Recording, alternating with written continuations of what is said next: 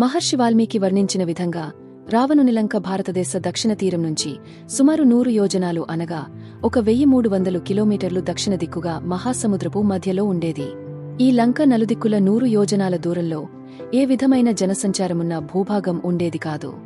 హనుమంతుడు లంకలో ఉన్న సీత యొక్క జాడిని రాముడికి తెలిపిన వెంటనే రాముడు వానరసేనతో సహా దక్షిణ దిక్కుకి బయలుదేరాడు.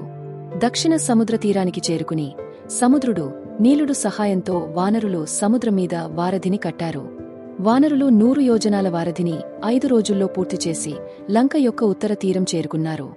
ఈ వారధి మీదుగా మహాసముద్రాన్ని దాటుతున్న సమయంలో రాముడు వానరులు మధ్యలో ఒక ద్వీపం మీద ఆగారు. అదే సమయాల్లో మహర్షి అగస్త్యుడు రాముని ఆతిథ్యం స్వీకరించి అతనికి బ్రహ్మాస్త్రాన్ని అందజేశాడు.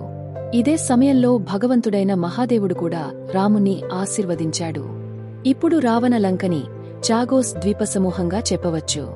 ఈ ద్వీప సమూహాలు సుమారుగా 4 కోట్ల సంవత్సరాల వయస్సు కలిగి ఉన్నాయి.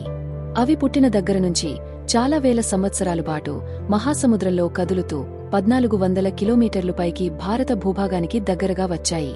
కాలక్రమేణా కొన్ని లక్షల సంవత్సరాలు రావణుడి లంక భూకంపాల వల్ల, సునామీ వల్ల, భూభాగ కదలిక వల్ల శిథిలమయ్యి సముద్రంలో మునిగిపోయింది.